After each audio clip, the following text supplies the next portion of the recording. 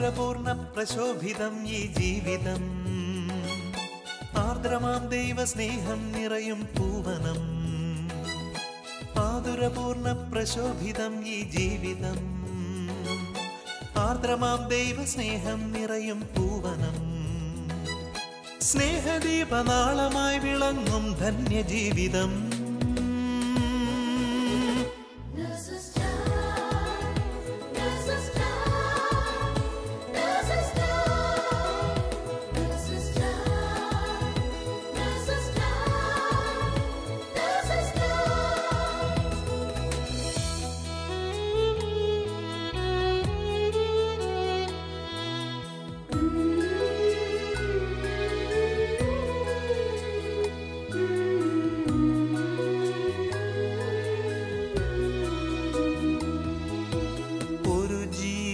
ഭൂവിൽ പിറക്കുമ്പോൾ ഇരു കൈയും നീട്ടി വാങ്ങുന്നീ മാലാഖമാർ. ഒരു ജീവൻ മണ്ണിൽ പൊലിയുമ്പോൾ അരികെ ശാന്തമായ യാത്രയാക്കിയിടും ഭൂവിലെ മാലാഖമാർ.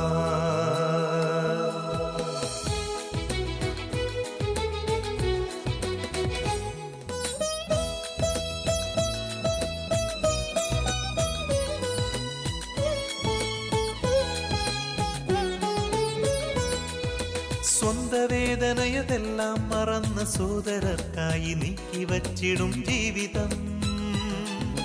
നൊന്തു നീറുന്ന ജീവിതങ്ങളെ കണ്ണീർ തുടച്ചു നൽകിടുന്നിവർ സാന്ത്വനം.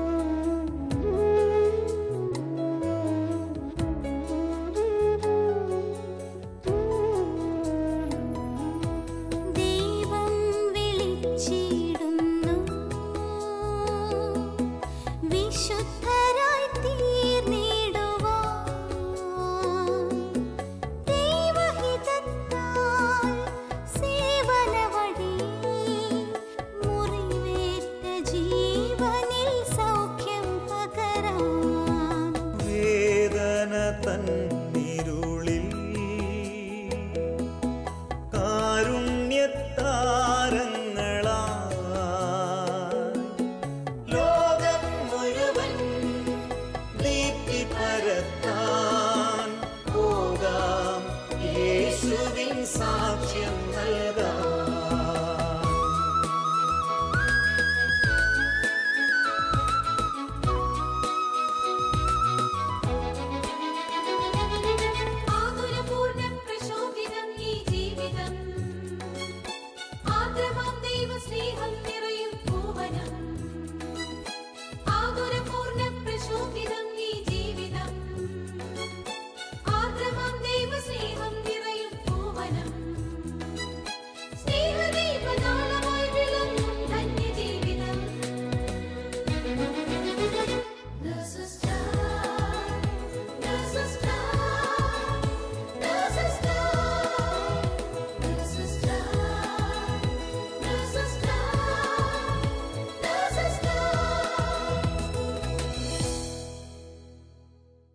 ഈശോ മിശിഹായ്ക്ക് സ്തുതിയായിരിക്കട്ടെ. അങ്ങയുടെ വിശ്വസ്തതയും സംരക്ഷണത്തെയും പറ്റി ഞാൻ സംസാരിച്ചു. അങ്ങയുടെ കാരുണ്യവും വിശ്വസ്തതയും മഹാസഭയിൽ ഞാൻ മറച്ചുവെച്ചില്ല. സുവിശേഷ വേലയ്ക്കായി ധൈര്യം നൽകുന്ന ഈ വചനത്തെ നിങ്ങളെല്ലാവരുമായി പങ്കുവെച്ചുകൊണ്ട് നേഴ്സസ് ടൈമിലേക്ക് നിങ്ങളേവരെയും സ്വാഗതം ചെയ്യുന്നു. കാരുണ്യത്തിൻ്റെ മാലാഖമാർ എന്ന് ലോകം നമ്മെ വിളിക്കുന്നുണ്ടെങ്കിൽ അത് നമ്മുടെ പരിപാലനം കൊണ്ട് മാത്രമല്ല, നമ്മുടെ അധരങ്ങളിൽ നിന്ന് വരുന്ന ഓരോ വാക്കുകൾ കൊണ്ടും കൂടിയാണ്. കുടുംബ പ്രശ്നങ്ങൾ മൂലമോ ജോലി ഭാരം മൂലമോ നാം തളർന്നിരിക്കുകയാണെങ്കിലും നമ്മുടെ അടുത്തേക്ക് കടന്നു വരുന്ന ഒരു രോഗിക്ക് പുഞ്ചിരി നൽകാൻ നമുക്ക് സാധിക്കുന്നുണ്ടെങ്കിൽ അത് നമ്മളിൽ പരിശുദ്ധാത്മാവ് നിറഞ്ഞതുകൊണ്ട് തന്നെയാണ്. ഈ സമയം ബഹ്റൈനിലെ ഒരു നഴ്സിലൂടെ കർത്താവിൻ്റെ വചനത്തിനായി നമുക്ക് കാതോർക്കാം. രോഗി ശുശ്രൂഷ എന്ന അതിമഹത്തായ വിളിയിലൂടെ ക്രിസ്തുനാഥന് സാക്ഷ്യം വഹിക്കുവാനും അതുവഴി ലോകമെമ്പാടുമുള്ള രോഗികളിലേക്ക് കർത്താവിൻ്റെ കരുണയും സ്നേഹവും പകർന്നു കൊടുക്കുവാനുമായിട്ട് വിളിക്കപ്പെട്ടവരാണ് നേഴ്സുമാരായ നാം എല്ലാവരും. വിശുദ്ധ ലൂക്കായുടെ സുവിശേഷം 9-ാം അധ്യായം 2-ാം വചനം, രോഗങ്ങൾ സുഖപ്പെടുത്തുവാനും ദൈവരാജ്യം പ്രസംഗിക്കുവാനും രോഗികളെ സുഖപ്പെടുത്തുവാനുമായി അവൻ അവരെ അയച്ചു. കർത്താവ് തൻ്റെ ശിഷ്യന്മാർക്ക് കൊടുത്ത അതേ ഉത്തരവാദിത്തം സഭയുടെ ആരംഭം മുതൽ തന്നെ വിശ്വാസികൾ തുടരുന്നതായിട്ട് നമുക്ക് കാണുവാൻ സാധിക്കും. നമുക്കറിയാം, ജീവൻ എന്നത് ദൈവത്തിൻ്റെ ദാനമാണ്.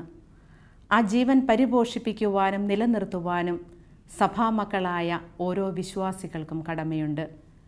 കർത്താവിൻ്റെ ഈ വലിയ ദൗത്യത്തിലേക്കാണ് നേഴ്സുമാരായ നാം ഓരോരുത്തരെയും അവിടുന്ന് വിളിച്ചിരിക്കുന്നത്. ക്രിസ്തുവിൻ്റെ സുവിശേഷവാഹകരായി മാറിക്കൊണ്ട് വേദനിക്കുന്ന രോഗികൾക്ക് ആശ്വാസമേകുവാൻ, കരുണയോടെ അവരെ പരിചരിക്കുവാൻ കർത്താവ് നമ്മെ പ്രത്യേകമായി തിരഞ്ഞെടുത്തു. നമുക്കറിയാം, നാം ശുശ്രൂഷിക്കുന്ന രോഗികൾ പലതരത്തിലുള്ള വേദനകളിലൂടെ കടന്നു പോകുന്നവരാണ്. ശാരീരികമായിട്ടുള്ള അസ്വസ്ഥതകൾ, മാനസിക വ്യഥകൾ, കുടുംബത്തെക്കുറിച്ചുള്ള ആകുലതകൾ തുടങ്ങി മനുഷ്യ സഹജമായിട്ടുള്ള പലതരത്തിലുള്ള വിഷമതകളും ഒരുപക്ഷെ അവരെ അലട്ടുന്നുണ്ടായിരിക്കാം. പുഞ്ചിരിക്കുന്നവരുടെ ലോകത്തിലല്ല, സങ്കടപ്പെടുന്നവരുടെ, പ്രത്യാശ നഷ്ടപ്പെട്ടവരുടെ, വേദനിക്കുന്നവരുടെ ലോകത്തുള്ള ഒരു മഹനീയ ശുശ്രൂഷയാണ് ആതുര ശുശ്രൂഷ എന്നത്. മറ്റേതൊരു ജോലി മേഖലയിലും ഇതിലും കൂടുതൽ സന്തോഷം തുടിക്കുന്ന മുഖങ്ങൾ കണ്ടെത്തുവാനായിട്ട് നമുക്ക് സാധിച്ചേക്കാം. എന്നാൽ രോഗി ശുശ്രൂഷയിൽ നാം കണ്ടുമുട്ടുന്ന ഓരോ രോഗികളിലും പ്രകടമാകുന്നത് വേദനയുടെയും നിരാശയുടെയും മുഖങ്ങളായിരിക്കാം. അതെ, ആതുര ശുശ്രൂഷയുടെ മഹത്വം എന്ന് പറയുന്നതും ഇത് തന്നെയാണ്. ഒരു വലിയ ഒരുക്കവും ത്യാഗവും ആവശ്യപ്പെടുന്ന ശുശ്രൂഷാ മേഖലയാണ് ആതുര ശുശ്രൂഷാ മേഖല. താൻ പരിചരിക്കുന്ന ഓരോ രോഗിക്കും അവരർഹിക്കുന്ന കരുണയും പരിഗണനയും പരിചരണവും ത്യാഗമനോഭാവത്തോടുകൂടി വലിയ ഒരുക്കത്തോടുകൂടി പകർന്നു കൊടുക്കുവാൻ നേഴ്സുമാരായ നാം ഓരോരുത്തരും കടപ്പെട്ടിരിക്കുന്നു. നമുക്കറിയാം, ദൈവം തൻ്റെ ഛായയിലും സാദൃശ്യത്തിലും മനുഷ്യനെ സൃഷ്ടിച്ചു. കർത്താവ് തൻ്റെ രക്തം ചിന്തി വീണ്ടെടുത്ത മക്കളാണ് നാം എല്ലാവരും. അങ്ങനെയെങ്കിൽ നാം ശുശ്രൂഷിക്കുന്ന ഓരോ രോഗികളിലും നാം കാണേണ്ടത് കർത്താവിൻ്റെ തിരുമുഖമാണ്. വചനം പറയുന്നു, ഈ എളിയവരിൽ ഒരുവന് നിങ്ങൾ ചെയ്തു കൊടുത്തപ്പോഴെല്ലാം നിങ്ങൾ എനിക്കു തന്നെയാണ് ചെയ്തത്. കർത്താവിൻ്റെ ഈ വചനങ്ങളിൽ വിശ്വസിച്ചുകൊണ്ട് ശുശ്രൂഷിക്കുന്ന ഓരോ രോഗികളിലും ഈശോയെ കണ്ടുകൊണ്ട് അവരുടെ വേദനകളും നൊമ്പരങ്ങളുമെല്ലാം തൻ്റെ തന്നെ നൊമ്പരമാക്കി മാറ്റിയെടുത്തപ്പോൾ കൽക്കട്ടയുടെ അമ്മയായ മദർ തെരേസയെ ദൈവം ലോകത്തിൻ്റെ വിശുദ്ധയായ മദർ തെരേസയാക്കി ഉയർത്തുന്നു. സഹോദരങ്ങളെ, നാം ശുശ്രൂഷിക്കുന്ന രോഗികളിലും ഈശോയെ കാണുവാനും മാനുഷിക തലത്തിൽ നിന്നും മാറി നിന്നുകൊണ്ട് വിശ്വാസത്തിൻ്റെ തലത്തിൽ കൂടി അവരെ ശുശ്രൂഷിക്കുവാനും നമുക്ക് സാധിക്കുമ്പോൾ കർത്താവിൻ്റെ കരുണയിൽ നാമും പങ്കാളികളാകുന്നതായിട്ടും ദൈവം നമ്മുടെ വ്യക്തിജീവിതത്തിലും ശുശ്രൂഷാ ജീവിതത്തിലും നമ്മെ അനുഗ്രഹിക്കുന്നതായിട്ടും ഉയർത്തുന്നതായിട്ടും കാണുവാൻ സാധിക്കും. മാനുഷികമായി ചിന്തിക്കുമ്പോൾ പലപ്പോഴും ആതുര ശുശ്രൂഷ എന്നത് അത്ര എളുപ്പമായി നമുക്ക് തോന്നാറില്ല. ഒത്തിരിയേറെ പ്രതിസന്ധികളും വേദനകളുമുള്ളതാണ് ആതുര ശുശ്രൂഷ മേഖല. പലപ്പോഴും നാം ശുശ്രൂഷിക്കുന്നവരിൽ നിന്നോ അവരുടെ ബന്ധുക്കളിൽ നിന്നോ നമ്മുടെ മേലധികാരികളിൽ നിന്നോ സഹപ്രവർത്തകരിൽ നിന്നോ ഒരു നല്ല വാക്ക് നമുക്ക് ലഭിക്കണമെന്നില്ല. അതിലും ഉപരിയായി വ്യക്തിജീവിതത്തിൽ നമുക്കുണ്ടായിട്ടുള്ള പലതരത്തിലുള്ള മുറിവുകൾ, നമ്മുടെ തന്നെ ശാരീരിക അസ്വസ്ഥതകൾ, ഇവയൊക്കെ നമ്മെ വിഷമിപ്പിക്കുന്നുണ്ടാകാം. ഒരു തരത്തിൽ പറഞ്ഞാൽ നാമും മുറിവേറ്റ ശുശ്രൂഷകരാണ്. ഇവയുടെയെല്ലാം പരിണിതഫലം പലപ്പോഴും നാം പ്രകടമാക്കുന്നത് രോഗികൾക്കോ സഹപ്രവർത്തകർക്കോ വേദനയുളവാക്കുന്ന വാക്കുകളിലൂടെയോ പ്രവൃത്തികളിലൂടെയോ ആയിരിക്കാം. ശുശ്രൂഷാ ജീവിതത്തിൽ നമുക്കുണ്ടാകുന്ന ഇത്തരത്തിലുള്ള പോരായ്മകളെ അല്ലെങ്കിൽ പാളിച്ചകളെ ഇല്ലാതാക്കുവാൻ കർത്താവിൻ്റെ കരുണ നിറഞ്ഞ സ്നേഹത്തിനല്ലാതെ മറ്റൊന്നിനും സാധിക്കുകയില്ല. യേശുനാഥൻ്റെ ജീവിതത്തിലേക്ക് നാം തിരിഞ്ഞു നോക്കുമ്പോൾ നമുക്ക് കണ്ടെത്തുവാനായിട്ട് സാധിക്കും, അവിടുന്ന് പലപ്പോഴും കടന്നു പോകുന്നത് വേദനകളിലൂടെയും മുറിവുകളിലൂടെയുമായിരുന്നു. ഫരിസേയരും മതപണ്ഡിതരുമൊക്കെ അവിടുത്തെ രൂക്ഷമായിട്ട് വിമർശിച്ചപ്പോഴും കുറ്റപ്പെടുത്തിയപ്പോഴുമെല്ലാം അവിടുന്ന് അതൊന്നും കാര്യമാക്കാതെ പിതാവ് തന്നെ ഏൽപ്പിച്ച ദൗത്യം പൂർത്തീകരിക്കുന്നതിനായിട്ട് രോഗികളെയും പാപികളെയും ഒക്കെ സ്നേഹത്തോടെ സ്വീകരിക്കുകയും അവരെ ആശ്വസിപ്പിക്കുകയും അവരെ സൗഖ്യപ്പെടുത്തുകയും ചെയ്യുന്നു. അതികഠിനമായ പീഡാനുഭവങ്ങളിലൂടെ കടന്നുപോയപ്പോഴും പ്രത്യുത്തരിക്കാതെ മറ്റുള്ളവർക്ക് ആശ്വാസമായവനാണ് മുറിവേറ്റവനായ ആ ദിവ്യനാഥൻ. സഹോദരങ്ങളെ, തന്നെ മുറിപ്പെടുത്തിയവരെ യേശുനാഥൻ സ്നേഹിച്ചതുപോലെ തൻ്റെ മുറിവുകളെയും നമ്മെ മുറിപ്പെടുത്തുന്നവരെയും യേശുനാഥൻ്റെ തിരുഹൃദയത്തോട് ചേർത്ത് വെച്ചുകൊണ്ട് ആ ഹൃദയത്തിൽ നിന്നും ഒഴുകി വരുന്ന കാരുണ്യത്താൽ നമ്മുടെ മുറിവുകളെ ഉണക്കണമേ എന്ന് നമുക്കും പ്രാർത്ഥിക്കാം. ഇപ്രകാരം നമ്മുടെ ശുശ്രൂഷ ജീവിതത്തിൽ നമുക്കുണ്ടാകുന്ന എല്ലാ പ്രതികൂല സാഹചര്യങ്ങളിലും തളരാതെ മുന്നോട്ട് കൊണ്ടുപോകുന്നതിന് ദൈവത്തിൽ നിന്നുള്ള ശക്തിപ്പെടുത്തൽ നമുക്ക് ആവശ്യമാണ്. നാം കാണുന്നു, പീഡാനുഭവ വേളയിൽ തൻ്റെ പുത്രനെ ശക്തിപ്പെടുത്തുന്നതിനായിട്ട് പിതാവായ ദൈവം ഒരു ദൂതനെ അയക്കുന്നതായിട്ട്. അതുപോലെ തന്നെ നമ്മുടെ വ്യക്തിജീവിതത്തിലും ശുശ്രൂഷാ മേഖലയിലും നമുക്കുണ്ടാകുന്ന പ്രതിസന്ധികളിൽ തളരാതെ മുന്നോട്ട് കൊണ്ടുപോകുന്നതിനായിട്ട് പിതാവായ ദൈവത്തിൽ നിന്നും ലഭിക്കുന്ന കരുത്തിനും മനോധൈര്യത്തിനും വേണ്ടി നമുക്കും പ്രാർത്ഥിക്കാം. കൊറിന്ത്യസുകാർക്ക് എഴുതിയ 2-ാം ലേഖനം 1-ാം അധ്യായം 5-ാം വചനം, ക്രിസ്തുവിൻ്റെ സഹനങ്ങളിൽ ഞങ്ങൾ സമർത്ഥമായി പങ്കുചേരുന്നതുപോലെ ക്രിസ്തുവിലൂടെ അവിടുത്തെ ആശ്വാസത്തിലും ഞങ്ങൾ സമർത്ഥമായി പങ്കുചേരുന്നു. അതേ സഹോദരങ്ങളെ, സഹനങ്ങളിൽ ഈശോയോട് ചേർന്ന് നിന്നുകൊണ്ട് കർത്താവിൽ നിന്ന് ലഭിക്കുന്ന ആശ്വാസം രോഗികളായ മക്കളിലേക്ക് ഒഴുക്കിക്കൊണ്ട് അവർക്ക് സൗഖ്യം നൽകുന്നവരായിട്ട് നമുക്ക് മാറാം. ഈശോനാഥൻ തൻ്റെ ദൗത്യപൂർത്തീകരണത്തിൽ വ്യാപൃതനാകുമ്പോഴും പിതാവുമായി ഏറെ സമയം പ്രാർത്ഥനയിൽ ചിലവഴിക്കുന്നതായിട്ട് നമുക്ക് കാണുവാനായിട്ട് സാധിക്കും. അതുപോലെ വ്യക്തിജീവിതത്തിലും ശുശ്രൂഷാ മേഖലയിലും ദൈവം നമുക്ക് നൽകിയിട്ടുള്ള ഉത്തരവാദിത്തങ്ങൾ അതിൻ്റെ പരിപൂർണതയോടെ ശക്തിയോടെ മുന്നോട്ട് കൊണ്ടുപോകുന്നതിനുള്ള കരുത്ത് ലഭിക്കുന്നതിനായിട്ട് പ്രാർത്ഥനയിലൂടെയും പരിത്യാഗ പ്രവൃത്തികളിലൂടെയും കൂദാശകളിലൂടെയും ദൈവവുമായിട്ടുള്ള ബന്ധം കൂടുതൽ നാം ആഴപ്പെടുത്തേണ്ടിയിരിക്കുന്നു. ഓരോ നേഴ്സും ഒരു വിശുദ്ധനാകുവാൻ അല്ലെങ്കിൽ വിശുദ്ധയാകുവാൻ വിളിക്കപ്പെട്ടവരാണ്. ജ്ഞാനത്തിൻ്റെ പുസ്തകം 6-ാം അധ്യായം 10-ാം വചനം പറയുന്നു, വിശുദ്ധമായവ വിശുദ്ധിയോടെ ചെയ്യുന്നവർ വിശുദ്ധരാകും. നമുക്കറിയാം, നാം ആരും പരിപൂർണരല്ല. എങ്കിലും വിശുദ്ധിയെ സ്വപ്നം കണ്ടുകൊണ്ട് മുറിവേറ്റിട്ടും മറ്റുള്ളവരുടെ മുറിവുണക്കിയവനായ നസ്രായനായ യേശു ക്രിസ്തുവിനെ ജീവിതത്തിൻ്റെ കേന്ദ്രബിന്ദുവാക്കി മാറ്റിക്കൊണ്ട് ദൈവം നമുക്കായിട്ട് ഒരുക്കി തരുന്ന ഓരോ രോഗികളെയും ത്യാഗമനോഭാവത്തോടെ ശുശ്രൂഷിക്കുന്ന നേഴ്സുമാരായി നമുക്കേവർക്കും മാറിത്തീരാം. ഒരു നേഴ്സാവുക എന്നത് വലിയ സമർപ്പണത്തിൻ്റെയും ത്യാഗത്തിൻ്റെയും ഒരു സേവനമാണെങ്കിൽ അതിന് തക്കതായ പ്രതിഫലവും ദൈവമായ കർത്താവ് വാഗ്ദാനം ചെയ്യുന്നു. വിശുദ്ധ മത്തായിയുടെ സുവിശേഷം 16-ാം അധ്യായം 27-ാം വചനം പറയുന്നു, മനുഷ്യപുത്രൻ സ്വപിതാവിൻ്റെ മഹത്വത്തിൽ തൻ്റെ ദൂതന്മാരോടൊത്ത് വരുവാനിരിക്കുന്നു. അപ്പോൾ അവൻ ഓരോരുത്തർക്കും താങ്കളുടെ പ്രവൃത്തിക്കനുസരിച്ചുള്ള പ്രതിഫലം നൽകും. താൻ വിളിക്കപ്പെട്ടവർക്കായി അവരുടെ നൊമ്പരങ്ങളുടെ വില നൽകുവാൻ ആർദ്രതയോടെ കാത്തിരിക്കുന്ന ഒരു കർത്താവ്. ആ ദൈവത്തിനു മുൻപിൽ നമുക്കും നന്ദിയുള്ളവരാകാം. സഹനങ്ങളിൽ എല്ലാം പിടിച്ചു നിൽക്കുന്നതിനുള്ള കൃപയ്ക്കായി പ്രാർത്ഥിച്ചുകൊണ്ട് എല്ലാ സഹനങ്ങളെയും പരിശുദ്ധ അമ്മയുടെ വിമല ഹൃദയത്തോട് സമർപ്പിച്ചുകൊണ്ട് എളിമയോടെ നമുക്കും പ്രാർത്ഥിക്കാം. ഇതാ കർത്താവിൻ്റെ ദാസി, നിൻ്റെ വചനം എന്നിൽ സംഭവിക്കട്ടെ. ദൈവം നേഴ്സുമാരായ നാം ഏവരെയും സമർത്ഥമായി അനുഗ്രഹിക്കട്ടെ. നമ്മുടെ ശുശ്രൂഷാ മേഖലയെയും നമ്മുടെ കുടുംബജീവിതത്തെയും ആശീർവദിക്കട്ടെ. ആമേൻ.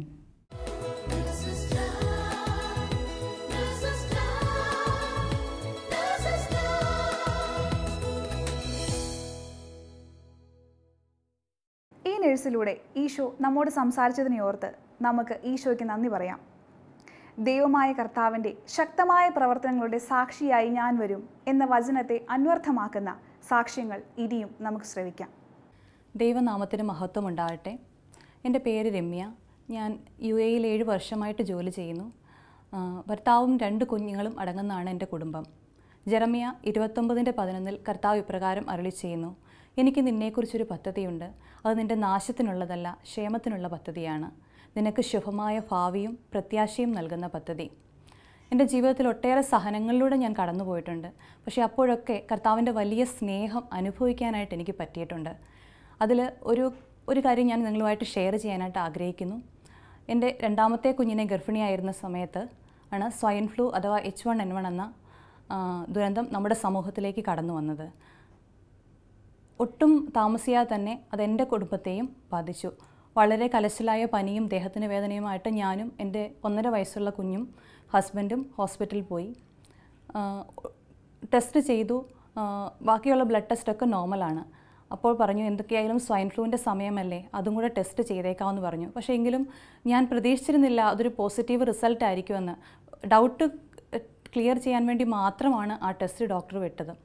പക്ഷേ നിർഭാഗ്യവശാൽ അതെനിക്ക് പോസിറ്റീവായി വന്നു. എൻ്റെ കുഞ്ഞിനും ഹസ്ബൻഡിനും അതുണ്ടായിരുന്നു. ഒത്തിരി സങ്കടം തോന്നി എനിക്ക്. കാരണം ഗർഭാവസ്ഥയിലായിരുന്ന എനിക്ക് ഞാൻ എങ്ങനെയാണ് മരുന്ന് കഴിക്കുക, മരുന്ന് കഴിച്ചാൽ അതെൻ്റെ കുഞ്ഞിനെ ബാധിക്കുമോ, എന്തെങ്കിലും വൈകല്യങ്ങൾ എൻ്റെ കുഞ്ഞിനുണ്ടാകുമോ എന്നൊക്കെയുള്ളൊരു വലിയ ഭീതി എന്നിലേക്ക് വന്നു. ഞാൻ ഒത്തിരി പേരോട് ചോദിച്ചു, എൻ്റെ കൂട്ടുകാരോടും എനിക്കറിയാവുന്ന ഡോക്ടേഴ്സിനോടും ഒക്കെ ചോദിച്ചു, ഡോക്ടർ എന്താണ് ഞാൻ ചെയ്യേണ്ടത്, ഞാൻ മരുന്ന് കഴിക്കണമെന്ന്. ആർക്കും എൻ്റെ സംശയത്തിന് നിവാരണം ചെയ്യാനായിട്ട് പറ്റിയില്ല. എല്ലാവരും പറഞ്ഞത് ചിലപ്പോൾ കോംപ്ലിക്കേഷൻസ് ഉണ്ടാകാം, ചിലപ്പോൾ ഉണ്ടാകാതിരിക്കാം. കാരണം ഇതൊരു പുതിയ അസുഖമാണ്. ഇതുവരെയായിട്ടും അങ്ങനെ ഗർഭാവസ്ഥയിലായിരുന്നൊരു അമ്മ മരുന്ന് കഴിച്ച് അതിന് ജനിതക വൈകല്യം ഉണ്ടായതായിട്ട് എനിക്കറിയില്ല എന്നാണ് പലരും പറഞ്ഞത്. ഞാൻ ഒത്തിരി ഭീതിയോടുകൂടെയും ഒത്തിരി നിരാശയോടും കൂടെയാണ് കഴിഞ്ഞത്. അന്നേരം ആ സമയത്ത് ഞാൻ നഴ്സസ് മിനിസ്ട്രിയിലേക്ക് വിളിച്ചു. ഞങ്ങളുടെ കൂട്ടായ്മയാണത്. അവിടെ വിളിച്ച് ഞാൻ ചേച്ചിമാരോട് പറഞ്ഞു, ഇതുപോണക്കാണ് എൻ്റെ ജീവിതത്തിൽ എനിക്ക് ഇത് സ്വൈൻ ഫ്ലൂ പോസിറ്റീവായി വന്നു, ഞാൻ എന്താണ് ചെയ്യേണ്ടത്, മരുന്ന് കഴിക്കണോ വേണ്ടയോ എന്നുള്ളൊരു സംശയത്തിലാണ് ഞാൻ. എല്ലാവരും പറയുന്നു മരുന്ന് കഴിച്ചാൽ ചിലപ്പോൾ കോംപ്ലിക്കേഷൻസ് ഉണ്ടാകാം, ചിലപ്പോൾ ഉണ്ടാകത്തില്ല എന്ന്. അപ്പോൾ എന്നോട് പറഞ്ഞു, നീ ഒട്ടും പേടിക്കേണ്ട, എന്തൊക്കെ സഹനങ്ങളിലൂടെ നീ കടന്നു വന്നിട്ടുണ്ട്, പക്ഷേ അവിടെയൊക്കെ കർത്താവിൻ്റെ വലിയ കരം നിൻ്റെ കൂടെ ഉണ്ടായിരുന്നതായിട്ട് നിനക്ക് അനുഭവപ്പെട്ടിട്ടില്ലേ, കർത്താവിൻ്റെ വലിയ സ്നേഹം നീ അനുഭവിച്ചിട്ടില്ലേ. ഇതും അതുപോലൊക്കെ ഒരു പരീക്ഷണ ഘട്ടമാണ്. ഈ പരീക്ഷണ ഘട്ടത്തിലും കർത്താവിൻ്റെ സ്നേഹം നിനക്ക് അനുഭവിക്കാൻ പറ്റും. നീ ഒട്ടും നിരാശപ്പെടേണ്ട, ഞങ്ങളെല്ലാം നിനക്ക് വേണ്ടി പ്രാർത്ഥിക്കുന്നുണ്ട്, നിനക്ക് വേണ്ടി എല്ലാവരോടും ഞാൻ പ്രാർത്ഥിക്കാനും പറയാം എന്ന് പറഞ്ഞ് ചേച്ചി ഫോൺ വെച്ചു.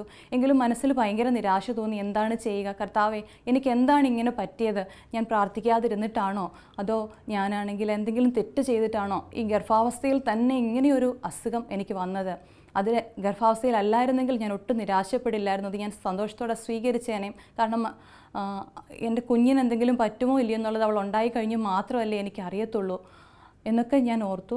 എങ്കിലും പനിയൊക്കെ കുറഞ്ഞു, ഞങ്ങൾക്ക് എല്ലാവർക്കും സുഖപ്പെട്ടു. മനസ്സിലെ ആ ഒരു ഭീതി ഇങ്ങനെ നിരന്തരം ഇങ്ങനെ വളർന്നുകൊണ്ടിരുന്നു. അവസാനം ഡെലിവറി ആയപ്പോഴും ആയ സമയത്ത് ഞാൻ കർത്താവിനോട് മുട്ടിപ്പായിട്ട് പ്രാർത്ഥിച്ചു, കർത്താവെ ഞാൻ എന്താണ് ചെയ്യേണ്ടത്, ഇതെങ്ങനെയായിരിക്കും റിസൾട്ട്. ഭർത്താവിനോട് എനിക്ക് ഷെയർ ചെയ്യാൻ പറ്റത്തില്ല, കാരണം എൻ്റെ ഭീതി അദ്ദേഹത്തിലും കൂടുതൽ നിരാശ ഉണ്ടാക്കിയുള്ളൂ. എങ്കിലും എൻ്റെ കർത്താവ് എൻ്റെ പ്രാർത്ഥന കേട്ടു. ഒത്തിരി ഭയത്തോടെ ഇരുന്ന് എനിക്ക് ആരോഗ്യമുള്ളൊരു കുഞ്ഞിനെ തന്ന എൻ്റെ കർത്താവ് എന്നെ അനുഗ്രഹിച്ചു. എനിക്ക് നിങ്ങളോട് പറയാനുള്ളത് ഇതാണ്, എത്ര നിരാശയിലൂടെ നമ്മൾ കടന്നു പോകുമ്പോഴും കർത്താവിൻ്റെ സ്നേഹം വിട്ട് നമ്മൾ പോകല്ല. ആ സമയത്തൊക്കെ ഞാൻ പ്രാർത്ഥനയിൽ ഒരു മന്ദതയായിരുന്നു. പ്രാർത്ഥിക്കാതിരുന്ന നിമിഷങ്ങളുണ്ട്. പ്രാർത്ഥിക്കാൻ പോയാലും ചിലപ്പോൾ ചുമ്മാ ഇരിക്കും. ഞാൻ എന്താ ചെയ്യുക, കർത്താവിൻ്റെ മുമ്പിൽ കുറേ നേരം ഇങ്ങനെ മുട്ടുകുത്തിയിരിക്കും. എന്താണ് പ്രാർത്ഥിക്കേണ്ടത്, കർത്താവെ ഞാൻ പ്രാർത്ഥിച്ചു കഴിഞ്ഞാൽ ഇത് മാറുമോ എന്നൊക്കെയുള്ള ഒരു സംശയത്തിലേക്ക് ഞാൻ കടന്നു പോയിട്ടുണ്ട്. പക്ഷേ ഞാൻ പറയുകയാണ്, നമ്മൾ ഒറ്റയ്ക്കിരുന്ന് പ്രാർത്ഥിക്കാം, ചിലപ്പോൾ നമുക്ക് ഒറ്റയ്ക്കിരുന്ന് പ്രാർത്ഥിക്കാൻ പറ്റത്തില്ല. ആ സമയത്താണ് നമ്മുടെ കൂട്ടായ്മയുടെ ഒരു വലിയ അനുഭവം നമുക്ക് മനസ്സിലാകുന്നത്. നമ്മൾ കൂട്ടായ്മയിൽ ചെന്നിരുന്ന് പ്രാർത്ഥിക്കുമ്പോൾ നമ്മളും ഈശോയും മാത്രമായിട്ടുള്ള ഒരു സംഭാഷണത്തിലേക്ക് നമ്മളെ ചെല്ലുകയാണ്. പരിശുദ്ധ കുർബാനയിലൊക്കെ നമ്മൾ കുടുംബമായിട്ട് പോകാറുണ്ട്. പക്ഷെ നമ്മുടെ കുഞ്ഞു മക്കളെയൊക്കെ നോക്കേണ്ട സമയത്ത് പലപ്പോഴും പകുതി കുർബാനയിലാണ് നമ്മൾ കാണാറുള്ളത്. പക്ഷേ നമ്മൾ കൂട്ടായ്മയിൽ പോയി ഒറ്റയ്ക്കിരുന്ന് പ്രാർത്ഥിക്കുമ്പോൾ, സമൂഹത്തോടു കൂടിയിരുന്ന് ഈശോയെ വിളിക്കുമ്പോഴത്തേക്കിന്, ഈശോയുമായിട്ട് നമ്മൾ സംസാരിക്കുമ്പോൾ നമുക്ക് അനുഭവിച്ചറിയാൻ പറ്റും ഈശോയുടെ ഒരു വലിയ സ്നേഹം നമ്മളിലേക്ക് കടക്കുന്നത്. നമ്മുടെ കുടുംബത്തിന് താങ്ങായിട്ട്, കുടുംബത്തിനെ ഒരു ആവരണമായിട്ട് പരിശുദ്ധാത്മാവിൻ്റെ വലിയൊരു ശക്തി, പരിശുദ്ധ അമ്മയുടെ സ്നേഹ കവചം, ഈശോയുടെ വലിയൊരു സ്നേഹം ഒക്കെ നമ്മളിലേക്ക് വരുന്നതായിട്ട് നമുക്ക് അനുഭവിച്ചറിയാനായിട്ട് പറ്റും.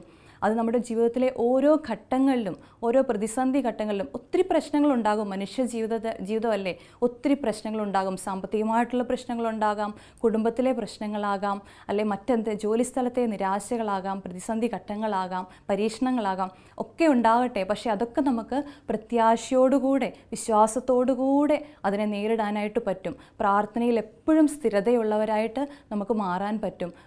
ചിലപ്പോഴൊക്കെ നമ്മൾ പതറിപ്പോയി പുറമോട്ട് പോയേക്കാം, പക്ഷെ നമ്മൾ വീണ്ടും തിരിച്ചു വരണം. തിരിച്ചു വരുമ്പം ആ കർത്താവിൻ്റെ വലിയ സ്നേഹം നമ്മളെ ഇങ്ങനെ ചേർത്ത് പിടിക്കുന്നതായിട്ട് തോന്നും. നമുക്ക് തോന്നാറില്ലേ, ചിലപ്പോൾ നമ്മൾ ഒരു സുഹൃത്തിൻ്റെ അടുത്ത് പോയിട്ട് എന്തെങ്കിലും പറഞ്ഞു കഴിയുമ്പോൾ നമുക്കൊരു ഭയങ്കര ആശ്വാസം. അതുപോലൊക്കെ തന്നെയാണ് നമ്മുടെ കർത്താവിൻ്റെ അടുത്ത് നമ്മൾ ചെല്ലുമ്പോഴും നമുക്ക് പറ്റുക. നമ്മൾ തുറന്നു പറയുമ്പോൾ ഒന്നും വേണ്ട, കുറച്ച് നേരം അവിടെ പോയി ആ കൂട്ടായ്മ പോയിരുന്ന് സ്തുതിച്ചേ. നമ്മളോർക്കും നമ്മുടെ വിഷമങ്ങളൊന്നും നമ്മൾ പറഞ്ഞില്ല, നമ്മൾ പറയാൻ മറന്നുപോയി. ചിലപ്പം സ്തുതിപ്പെല്ലാം കഴിഞ്ഞ് തിരിച്ചു പോകുമ്പോഴായിരിക്കും, കർത്താവെ ഞാൻ ഇന്നത് പറഞ്ഞ് പ്രാർത്ഥിച്ചില്ലല്ലോ, ഇന്ന കാര്യം ഞാൻ പറയണമെന്ന് വിചാരിച്ചാണല്ലോ അവിടെ ചെന്നത്. പക്ഷേ അതൊന്നുമല്ല. കർത്താവിനെ സ്തുതിക്കുമ്പോൾ നമ്മളറിയാതെ തന്നെ നമ്മുടെ മനസ്സിലെ പ്രയാസങ്ങളും അതിൻ്റെ ഒപ്പം കർത്താവിലേക്ക് എത്തുന്നുണ്ട്. ഞാൻ അനുഭവിച്ച എൻ്റെ ഈശോയുടെ സ്നേഹം നിങ്ങളിലേക്കും, നിങ്ങളുടെ കുടുംബങ്ങളിലേക്കും, നിങ്ങളുടെ ജീവിതത്തിലെ ഓരോ പ്രതിസന്ധി ഘട്ടങ്ങളിലേക്കും നിരാശകളിലേക്കും ഒക്കെ ഇറങ്ങി വന്ന് നിങ്ങളെ, നിങ്ങളുടെ കുടുംബത്തെയും രക്ഷിക്കട്ടെ എന്നുള്ള പ്രാർത്ഥനയോടെ ആമേൻ.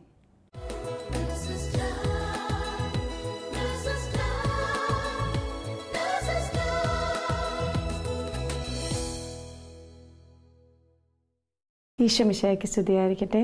എൻ്റെ പേര് റോസി. ഞാൻ ദുബായ് 11 വർഷമായിട്ട് താമസിച്ചു വരികയാണ്. കുടുംബമായി താമസിക്കുന്നു. എനിക്ക് 2 കുഞ്ഞുങ്ങളാണുള്ളത്. ഞാൻ 10 വർഷമായിട്ട് ദുബായിൽ ഒരു ഹോസ്പിറ്റലിൽ ജോലി ചെയ്തു വരികയാണ്. എനിക്ക് ഷിഫ്റ്റ് ഡ്യൂട്ടീസാണുള്ളത്. ഞാൻ നിങ്ങളുമായി പങ്കുവെക്കാൻ ആഗ്രഹിക്കുന്നത് എൻ്റെ ജീവിതത്തിൽ എൻ്റെ ഈശോ ചെയ്ത ഏറ്റവും വലിയൊരു അത്ഭുതമാണ്. ഞാൻ 10 വർഷമായിട്ടൊരു വാർഡിൽ ഷിഫ്റ്റ് ഡ്യൂട്ടി ചെയ്തു പോരുകയാണ്. അപ്പോൾ പലപ്പോഴും എനിക്ക് മൈഗ്രെയിൻ എന്നൊരു മെഡിക്കൽ പ്രോബ്ലമുണ്ട്. അത് കാരണം എൻ്റെ ഡ്യൂട്ടിയെ ഒത്തിരി ബുദ്ധിമുട്ടിച്ചിട്ടുണ്ട്. പലപ്പോഴും ഈ മൈഗ്രെയിൻ കടുത്തു വരുമ്പോൾ എനിക്ക് പേഷ്യൻറ്റിൻ്റെ കൊടുക്കേണ്ട മരുന്നുകൾ പോലും വായിക്കാൻ പറ്റാത്ത സാഹചര്യത്തിൽ ഞാൻ പലപ്പോഴും എൻ്റെ കൊളീഗ്സിൻ്റെ എന്ന് ഹെൽപ്പ് ചോദിക്കുമായിരുന്നു. അപ്പോഴൊക്കെ ഞാൻ ചിന്തിച്ചിട്ടുണ്ട്, ദൈവമേ എനിക്ക് ഇവിടുന്ന് ഒരു ട്രാൻസ്ഫർ കിട്ടിയിരുന്നെങ്കിൽ, എനിക്ക് ഏറ്റവും ബെസ്റ്റായിട്ടുള്ളൊരു സ്ഥലം കർത്താവ് കണ്ടുപിടിച്ച് തന്നിരുന്നെങ്കിൽ എന്ന് ആഗ്രഹിച്ചിട്ടുണ്ട്. പക്ഷേ അപ്പോഴൊക്കെ എൻ്റെ മനസ്സിൽ ഒരു കാരണവശാലും എനിക്കിതൊന്നും സാധിക്കില്ല. കാരണം എനിക്ക് റെക്കമെൻഡ് ചെയ്യാൻ ആരുമില്ല, എൻ്റെ ദൈവം മാത്രമേ ഉള്ളൂ. അപ്പം ഒരിക്കലും ഇത് സാധിക്കാൻ പറ്റാത്ത കാര്യമാണെന്ന് എൻ്റെ മനസ്സിൽ തോന്നിയിട്ടുണ്ട്. എങ്കിലും ശക്തമായ കർത്താവിൻ്റെ ഇടപെടൽ കാരണം എനിക്ക് ഒരു പ്രചോദനം കിട്ടി, നീ ചോദിക്ക്. അപ്പോഴെനിക്ക് പെട്ടെന്ന് മെഡിക്കൽ റിപ്പോർട്ട് കിട്ടുകയും എത്രയും വേഗം ഒരു ട്രാൻസ്ഫർ ചോദിക്കാൻ ഞാൻ അധികാരികളുടെ കയ്യിൽ എൻ്റെ റിപ്പോർട്ട്സ് എല്ലാം സബ്മിറ്റ് ചെയ്യുകയും ചെയ്തു. അപ്പോഴൊക്കെ എൻ്റെ അധികാരികൾ പറഞ്ഞു, ഒരിക്കലും നിനക്കൊരു വേക്കൻസി അവിടെ ഇല്ല, ഒരു കാരണവശാലും ഒരു സ്റ്റാഫ് നഴ്സിനെ അങ്ങോട്ട് വിടുകയില്ല എന്നാണ് അവരുടെ കയ്യിൽ നിന്നെല്ലാം കിട്ടിയ ഒരു ഉത്തരം. പക്ഷേ അപ്പോഴൊക്കെ ഞാൻ എൻ്റെ കർത്താവിൽ വിശ്വസിച്ചു. ദൈവം വാഗ്ദാനങ്ങളിൽ വിശ്വസ്തനും പ്രവൃത്തികളിൽ കാരുണ്യവാനാണ്. ആ വിശ്വാസം എൻ്റെ ജീവിതത്തെ മുന്നോട്ട് നയിച്ചു. പലപ്പോഴും റിസൈൻ ചെയ്യണമെന്ന് വിചാരിച്ച ഞാൻ, എൻ്റെ കർത്താവ് അവിടെ എല്ലാം എന്നെ തടഞ്ഞു നിർത്തി.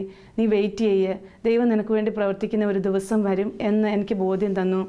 അങ്ങനെ 6-7 മാസക്കാലം ഞാനൊന്നും വേണ്ടിയില്ല, അവരും എന്നോടൊന്നും വേണ്ടിയില്ല. അങ്ങനെ ഒരു പുതിയ സൂപ്പർവൈസർ വന്നു. അപ്പോൾ പുള്ളിയോട് ഞാനിതൊന്ന് സംസാരിച്ചു. പുള്ളിയും പറഞ്ഞു, വേക്കൻസി ഒരു കാരണവശാലും ഇല്ല, കാരണം ഒരു എക്സ്ചേഞ്ച് മാത്രമേ നടക്കുകയുള്ളൂ. അപ്പോഴൊക്കെ ഞാൻ ചിന്തിച്ചു, ഇല്ല, ഇനിയും ദൈവം ചിലപ്പോൾ ആഗ്രഹിക്കുന്നത് ഞാൻ വാർഡിൽ കൂടുതൽ പേഷ്യൻറ്റുമായിട്ട് കെയർ ചെയ്ത് പോകാനായിരിക്കും. സോ അതുകൊണ്ട് ഞാനത് അക്സെപ്റ്റ് ചെയ്ത് അങ്ങനെ തന്നെ പോയി. ഞാൻ പോലും ചിന്തിക്കാതെ ഒരു ദിവസം എൻ്റെ സൂപ്പർവൈസർ എന്നോട് വന്ന് പറഞ്ഞു, നോക്കട്ടെ, ചിലപ്പോൾ എവിടെയെങ്കിലും വേക്കൻസി ഉണ്ടെങ്കിൽ ഞാൻ നിന്നെ അവിടെ പോസ്റ്റ് ചെയ്യാം എന്ന ഒരു പോസിറ്റീവായിട്ടുള്ളൊരു റെസ്പോണ്ട് തന്നു. അന്ന് തന്നെ 1 മണിക്കൂറിന് ശേഷം പുള്ളി പെട്ടെന്ന് വന്ന് എൻ്റെ ഇൻചാർജുമായിട്ട് സംസാരിക്കുകയും എനിക്ക് വേണ്ടുന്ന ട്രാൻസ്ഫർ ചെയ്യേണ്ട കാര്യങ്ങളെല്ലാം പുള്ളി ചെയ്തു തരികയും ചെയ്തു. പിറ്റേന്ന് ഞാൻ ഡ്യൂട്ടിക്ക് ചെല്ലുമ്പോൾ എൻ്റെ പേര് അവിടെ നിന്ന് മാറ്റുകയും എനിക്കൊരു ട്രാൻസ്ഫർ തന്നെ തന്ന ദൈവം എന്നെ അനുഗ്രഹിക്കുകയും ചെയ്തു. അതും ഞാൻ ആഗ്രഹിച്ച റേഡിയോളജി ഡിപ്പാർട്ട്മെൻ്റ് ആയിരുന്നു. ആ റേഡിയോളജി ഡിപ്പാർട്ട്മെൻറ്റിൽ ചെന്നപ്പം പോലും ദൈവം എന്നെ എത്ര അധികമായി കരുതിയെന്ന് ഞാനിപ്പോൾ ചിന്തിച്ചുകൊണ്ടിരിക്കുകയാണ്. കാരണം അവിടെ എനിക്ക് ഏറ്റവും ബെസ്റ്റായിട്ടുള്ളൊരു പ്ലേസ് ദൈവം തന്നെ എന്നെ അനുഗ്രഹിച്ചിരിക്കുകയാണ്. അവിടെ ചെന്ന് കഴിഞ്ഞപ്പോഴും എനിക്ക് ദൈവം തന്ന ഒരു അനുഗ്രഹം എന്ന് പറയുന്നത്, അവിടെ ഞാൻ ബയോപ്സി എടുക്കുമ്പോൾ ഒരു ദിവസം ഒരു പേഷ്യൻറ്റിന് വളരെ ഡിഫിക്കൽട്ടായിട്ടുള്ള ഒരു സാഹചര്യത്തിൽ കൂടെ കടന്നു പോകേണ്ടി വന്നു. അപ്പോഴെല്ലാം ആ ഡോക്ടറിലൂടെ ഈശോ ശക്തമായി പ്രവർത്തിച്ചു. അപ്പോൾ എനിക്ക് ശക്തമായിട്ട് പ്രാർത്ഥിക്കാനുള്ള മനസ്സ് ബോധ്യം കിട്ടി. ഞാനപ്പോൾ അവിടെ വെച്ച് ശക്തമായിട്ട് പ്രാർത്ഥിക്കുകയും അപ്പോൾ ആ സാഹചര്യത്തിൽ എത്രയും ഭംഗിയായിട്ട് ആ ഒരു ബയോപ്സി കൺസൾട്ടൻ്റ് ചെയ്യുന്നതിനേക്കാട്ടിലും പെർഫെക്റ്റായിട്ട് ചെയ്യുവാൻ ആ ഡോക്ടറിന് സാധിച്ചു. ആ ഡോക്ടറിനും അങ്ങനെ അതിലൂടെ പൂർണ്ണമായ ഒരു വിശ്വാസം ലഭിച്ചു. അത് കാരണം ഞാൻ വിശ്വസിക്കുന്നു, ഇന്നും ഞാൻ നമ്മളുടെ ഇടയിൽ ജീവിക്കുന്ന ദൈവത്തിൽ വിശ്വസിച്ച് മുന്നോട്ട് പോവുകയാണെങ്കിൽ നമ്മളുടെ എല്ലാം ജീവിതം എത്ര പ്രതിസന്ധി ഉണ്ടായാലും, പ്രത്യേകിച്ച് എത്ര തിരമാലകൾ അടിച്ചാലും നമുക്ക് അതിനെയെല്ലാം അതിജീവിക്കാൻ നമ്മുടെ വിശ്വാസം കൊണ്ട് സാധിക്കുമെന്നുള്ള ഒരു അനുഭവമാണ് എൻ്റെ ജീവിതത്തിലുണ്ടായത്. അതുപോലെ നമുക്ക് കയറി ചെല്ലാൻ പറ്റാത്ത ഇടങ്ങളിലെല്ലാം നമ്മുടെ ദൈവത്തിന് കയറി ചെല്ലാൻ പറ്റും, നമ്മുടെ ഈശോയ്ക്ക് കയറി ചെല്ലാൻ പറ്റും. ഒരാളുടെയും റെക്കമെൻഡേഷൻ ഈശോ ആഗ്രഹിക്കുന്നില്ല, ദൈവം നമുക്ക് വേണ്ടി റെക്കമെൻഡ് ചെയ്തോളും. അങ്ങനെ ഞാൻ എൻ്റെ ജീവിതത്തിൽ ഈശോ തന്ന ആ ഒരു റെക്കമെൻഡേഷനെ ഓർത്ത് ഈശോയ്ക്ക് ആയിരം നന്ദി. എൻ്റെ ജീവിതത്തിലും എൻ്റെ വ്യക്തിപരമായ ജീവിതത്തിൽ ഈശോയ്ക്ക് നന്ദി പറഞ്ഞുകൊണ്ട് മുന്നോട്ട് ജീവിക്കുവാനും ആഗ്രഹിക്കുന്നു. Praise the Lord.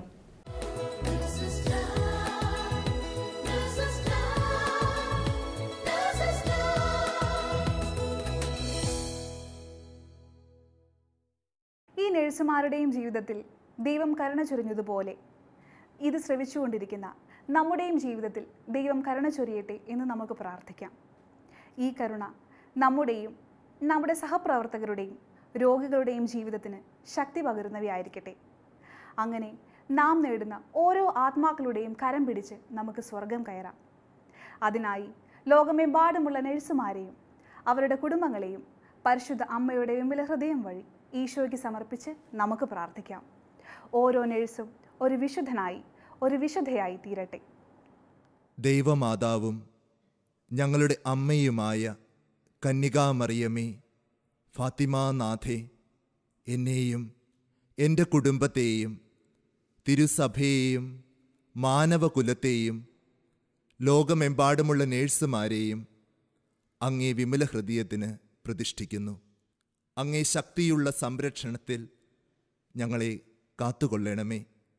ആത്മീയവും ശാരീരികവുമായ സകല അപകടങ്ങളിലും ക്ലേശങ്ങളിലും നിന്ന് ഞങ്ങളെ രക്ഷിച്ചു കൊള്ളണമേ. എല്ലാറ്റിലും ദൈവേഷ്ടം കണ്ടെത്തി നിറവേറ്റുവാനും യേശുവിൻ്റെ തിരുഹൃദയത്തിന് പ്രീതികരമായ വിധത്തിൽ ജീവിച്ച് സ്വർഗഭാഗ്യത്തിൽ എത്തിച്ചേരുവാനും കാരുണ്യനാഥേ, ഞങ്ങളുടെ സ്നേഹമുള്ള അമ്മേ, ഞങ്ങളെ സഹായിക്കണമേ. ആമേൻ.